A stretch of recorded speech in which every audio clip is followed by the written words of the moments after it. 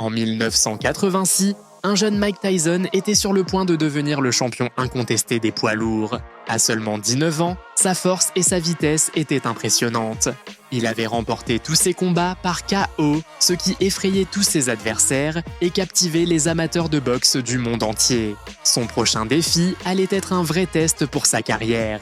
En face de lui se dressait James Tillis, surnommé le Cowboy de Chicago, un boxeur expérimenté, insaisissable, avec un style très différent de celui des adversaires que Tyson avait jusque-là démolis. Tillis comptait plus de 30 combats professionnels à son actif et, même s'il n'était pas favori, son style dérangeant et sa capacité à se déplacer sans cesse faisaient de lui un adversaire dangereux pour n'importe qui. Le combat était prévu pour le 3 mai 1986 dans le mythique Chicago Stadium. Tyson arrivait avec un palmarès impeccable, tandis que Tillis, bien moins médiatisé, comptait sur sa mobilité et son expérience pour tenter de faire tomber le jeune phénomène. Tyson démarra comme un taureau lâché dans l'arène, avançant avec sa garde fermée et son célèbre mouvement de buste. Tillis, léger sur ses appuis, se mit à tourner autour de lui, utilisant son jab pour garder ses distances. Tyson parvint à couper le ring et plaça un crochet au corps qui fit reculer son adversaire. Tillis répondit avec élégance, s'échappant des cordes et terminant le round par des déplacements rapides qui lui permirent d'éviter le gros des dégâts. On the round system with supplemental point scoring in case of a draw. 3 knockdown rule is in effect. No standing 8 count. The mandatory 8 count is in effect. Tyson in the black trunks and James Tillis in the white. The key to the fight will be Tyson cutting off the ring and pinning Tillis in corners and on the ropes like he did right there. See Tillis delivering the left jab and following with the right. He is not running away from Tyson, and Tyson goes to work on the body. It takes a veteran to understand that by punching to the body, you can take all that movement away from James Tillis. With the left hook splitting Tillis's guard and getting the punch through. The only one of the 3 judges in Las Vegas a few weeks ago who scored the Larry Holmes. Did not break the fighters because Tyson's hands were not tied up. Again, the right uppercut just missed that time by Tillis. Tillis has not acquitted himself too badly, as he has managed to stay away from Tyson's thunderbolts, although he just took a right hand. We'll be back. Tillis chercha à imposer son expérience, restant hors de portée et obligeant Tyson à le poursuivre. Le jeune phénomène mettait une pression constante, mais le vétéran glissait sur le ring comme une ombre. Tyson réussit à placer quelques coups au corps qui firent sentir sa puissance, mais Tillis continua à bouger, frustrant l'attaque frontale de Tyson. Round 2, and you hear the bell. As you saw before we went away, Tyson did land one punch after the bell had sounded to end round 1. Most people in boxing, if they're looking for a way to beat Mike Tyson, believe it will be done by a fighter, as Henry Tillman did in winning 2 fights from Tyson in the Olympic trials as amateur. Lost to Tillman in the Olympic trial. Right hand lands. Generally means that he was hurt by the punch, even though it was, as you say, extended. Always do when Mike lets it. His last fight. Any custom auto-trained fighter prides himself on his defense.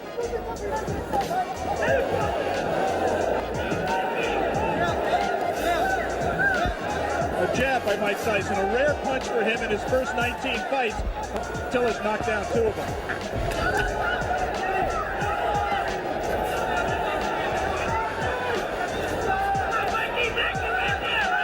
Good head movement by Tyson coming in. That he must have for a fighter of Tillis' experience.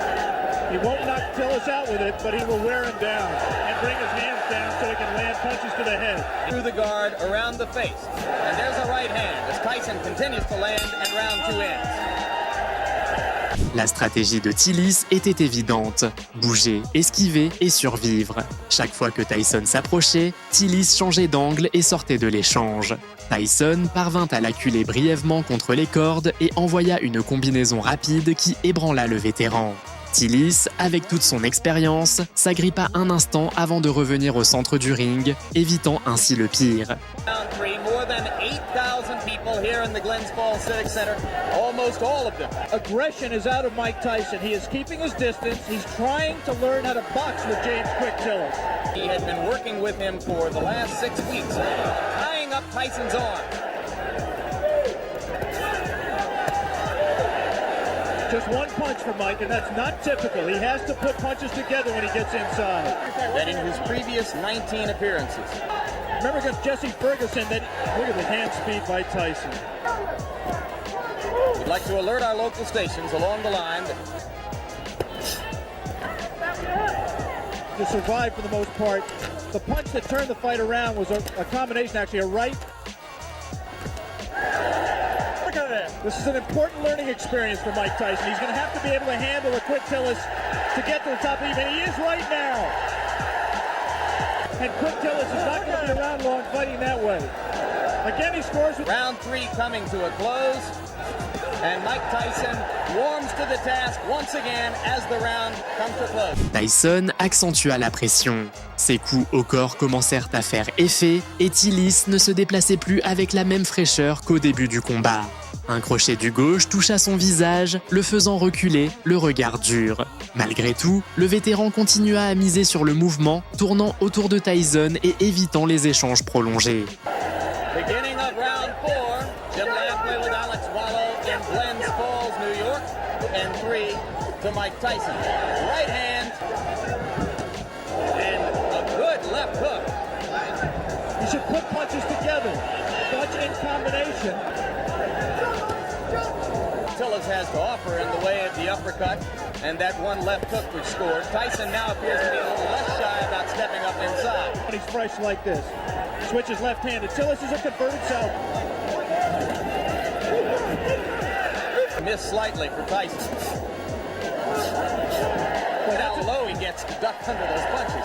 He doesn't really know. The things that work for him normally are going to have to go to things that are a little bit more sophisticated. He's going to have to cut the ring off better. Very dangerous puncher, Mike Weaver, largely by staying away. He was distracted before he got punched. Again, he lunges and it gets caught. The left hand drops Tillis onto the seat of his pants. Let's stay right here and take one more look at the knockdown. I'm clearly wrong. That was just a clean punch. Tillis could not lunge in with the left hook. He lunges in with the left hook. Tyson very cleverly slips it, comes back in a punching position and lands a left hook. That was not the full power of Mike Tyson. Le combat se transforma en une véritable chasse. Tyson coupait le ring avec intelligence, réduisant les espaces et enchaînant des combinaisons explosives. Tillis, pourtant résistant, commençait à montrer des signes de fatigue. Chaque coup porté par Tyson résonnait dans tout le stade. Tillis tenait bon, refusant de tomber sous la tempête de coups. Round 5 begins here in Glens Falls.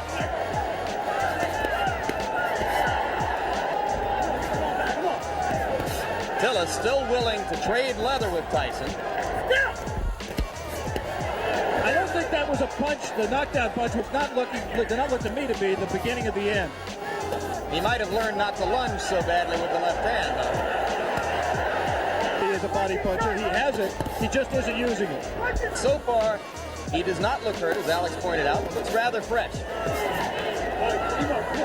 Has had a tendency in the past to tire.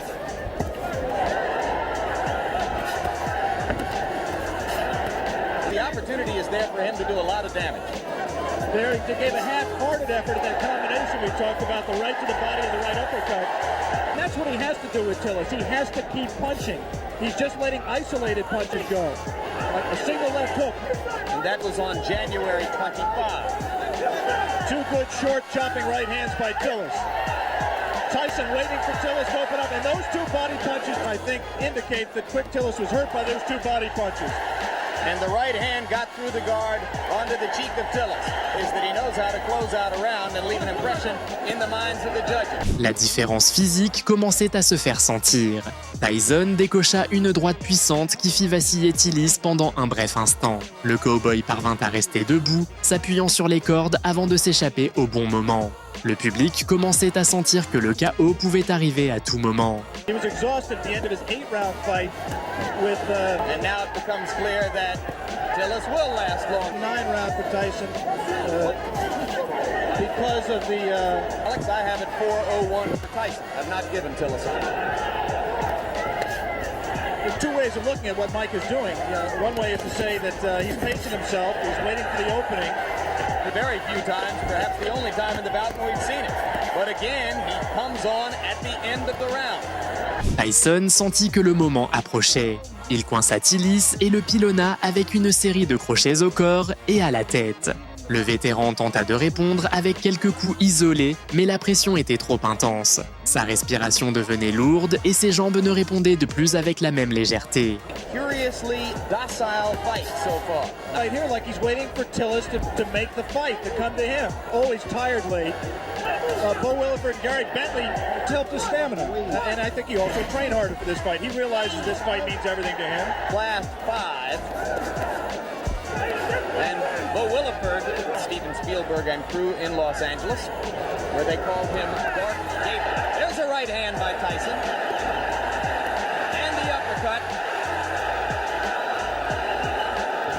Tillis is not noticeably hurt by that punch.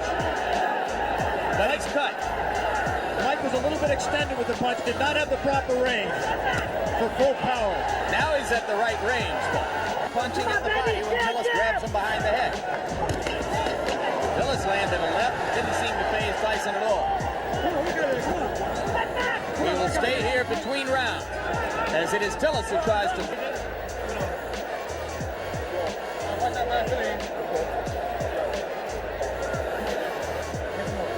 You see what Tyson did there. He scored the right hand to the body, missed with the right uppercut that we thought he could land if he kept throwing it, but continued to punch. L'accumulation des coups pesait lourdement. Tyson avançait toujours comme un prédateur, envoyant des combinaisons violentes qui faisaient trembler son adversaire. Tillis, la garde haute, encaissait et essayait encore de bouger, mais chacune de ses sorties devenait plus lente. Il ne se battait plus pour gagner, seulement pour survivre. I've ever seen him fight in his career, including the time he fought for the title. He is showing something that a lot of people have questioned over his career, and that is his heart. He's cut Tillis' heart while he was working with him. Angelo Dundee, in a pre-fight interview, that he found that spirit. Belly has not run away as he did 15 rounds against Weaver in 1981. 20-0 with 19 knockouts. He is not really hurt quick, Tillis, even though he has knocked Tyrell Biggs. Really had. In fact, Alex, be good for Mike Tyson. Yeah, I think that ultimately you're asking every day, when are you going to fight for the championship? Well, now, since he's demonstrated that he has not gotten exhausted, Mike Tyson just went left-handed. La fatigue était désormais évidente. Tyson continuait de dominer, touchant au corps et vidant peu à peu les forces de Tillis.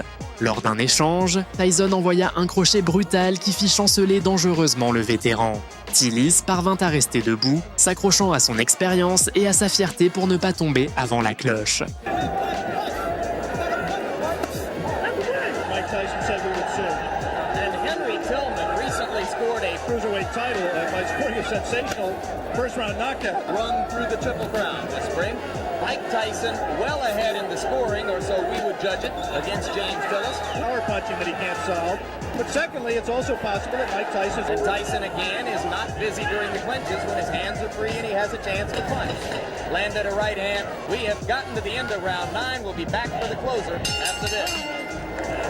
Le dernier round fut une démonstration de pure résistance. Tyson attaqua avec tout ce qu'il lui restait, déversant sa puissance sur un Tillis épuisé. Le cowboy tint bon jusqu'au bout, refusant d'être mis KO.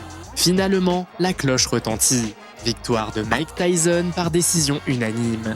Round 10, the crowd tries to liven itself up, expecting to see a knockout. Tyson tries to deliver with the right hand.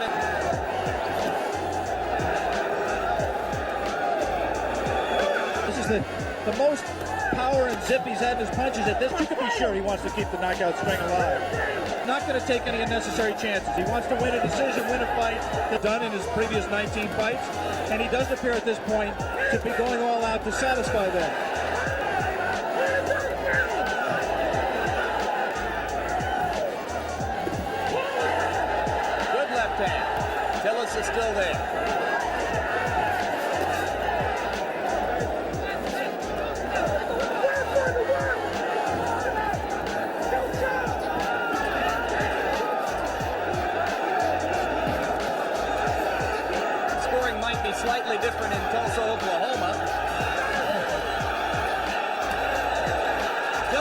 continue a little of Tyson's own medicine.